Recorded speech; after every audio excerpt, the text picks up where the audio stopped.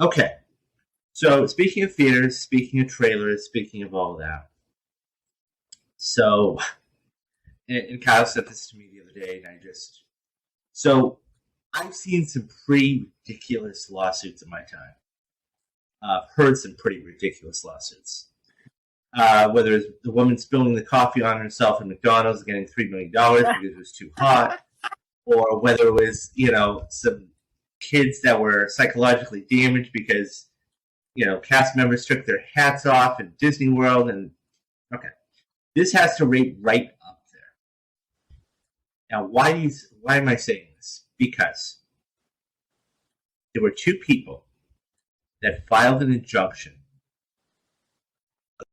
And so this injunction basically stated that they rented this movie yesterday. For anybody that's not familiar with it, it's about somebody that basically, it's about the Beatles. So in the trailer, Anna de Armas, who people may remember from No Time to Die and everything else, was in the trailer. Now, these two people rented the movie, and they watched it, and they found out she wasn't in the movie. Now, instead of just, expressing themselves like, oh, this movie was horrible, or it's too bad she wasn't in the movie, no. What did they do? They went and they filed an injunction in a lawsuit and said, this is false advertising. So, you think, okay, most judges would just throw this out. Not this judge. According to Variety, the judge actually said, you know what? They agreed with him. She wasn't in the trailer. It's false advertising. And it goes on to say that, so the Universal lawyers argue that basically it's creative discretion and everything else. Now, you say, well, why does this matter?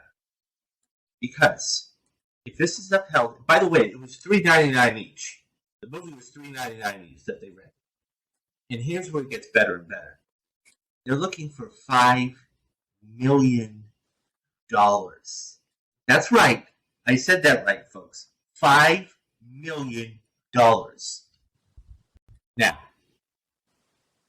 how does this compare? Well, here's the thing. If this judge basically said, you know what, guys, it's false advertising. You can't do this. What do you think studios are going to do in the future? And how does this change the game? Because let's face it, if somebody goes to see a movie because their favorite actor or actress is in it because of a trailer, and they said, you know what, they weren't in it. This is baloney. I want my money back. Okay? They go and sue the studio in upwards of getting that. Basically, guys, it's precedent. First of all, when you saw this lawsuit, what did you think? And second of all, how do you think this could actually impact studios in the movie industry overall? I thought the lawsuit, when I first saw it, I was like, oh, that's nice. Like, this happened not recently, but about 10 years ago when Drive was released and someone filed a lawsuit because the trailer for Drive marketed it like a Fast and the Furious film when it really wasn't.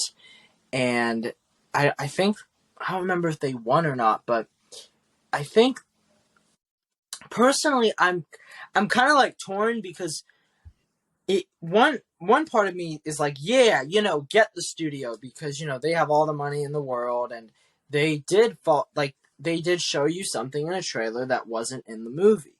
But then the other side of me is like, well, any really, intelligent person that is going to see a movie would kind of know if it's not in the movie, most likely it was a deleted scene. And you can just go watch the deleted scene on YouTube. But in the case of these people, they specifically watched the movie for Ana de Armas. By the way, they didn't go to a theater. No. Let's make that perfectly clear. They got this on Amazon Prime for $3.99. Yeah. So it's not like they spent $15 at their local AMC or Regal. Yeah. And that's completely different. And I got to be honest with you. If that were the case, I'd say, you know what?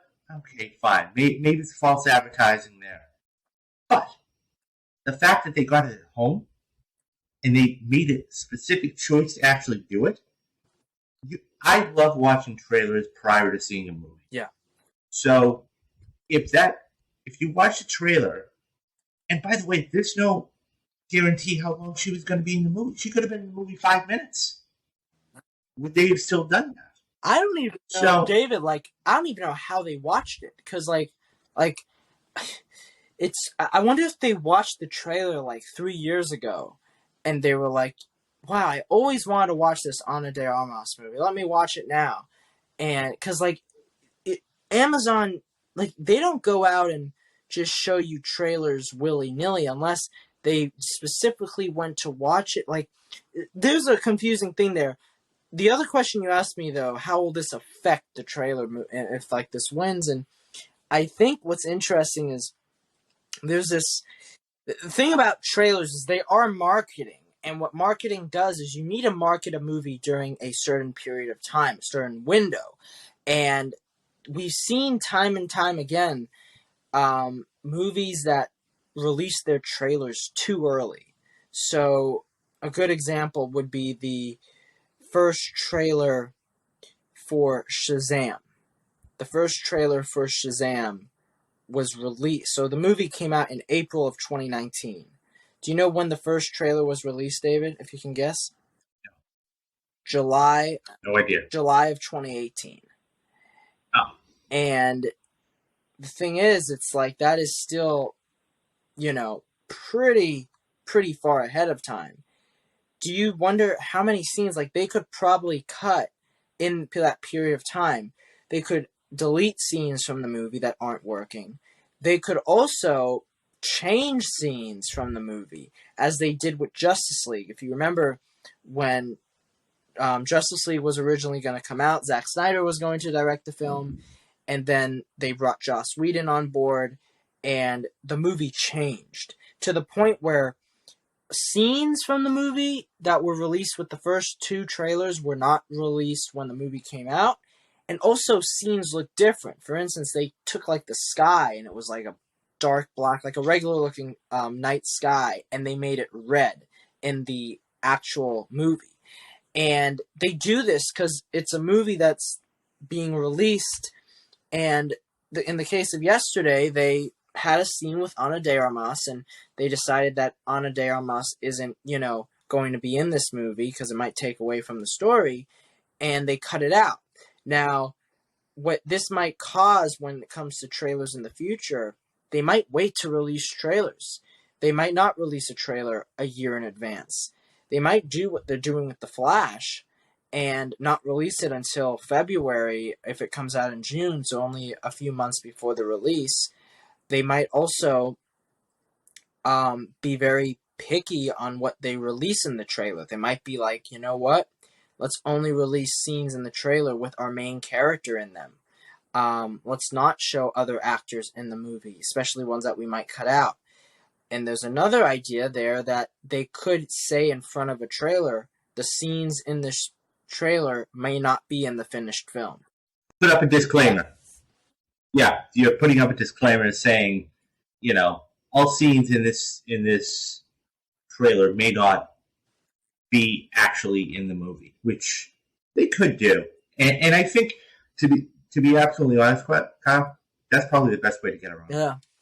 I mean, that is probably, that way they can put anything they want, and then you put that disclaimer in front of it, and there's no way that they could say, okay. I mean, according to the article here, they actually, for the new Jurassic Park movie, they cited Jurassic Park as having film or clips from the Jurassic Park that weren't in the film. Yeah. So they've done it before. The big difference here, though, is with Ana de Armas, you're advertising a movie with an actress that isn't in the film. And so I think when it comes to like some of these other things, like say Infinity War, with Hulk in the trailer, and he wasn't Right. seen in the movie.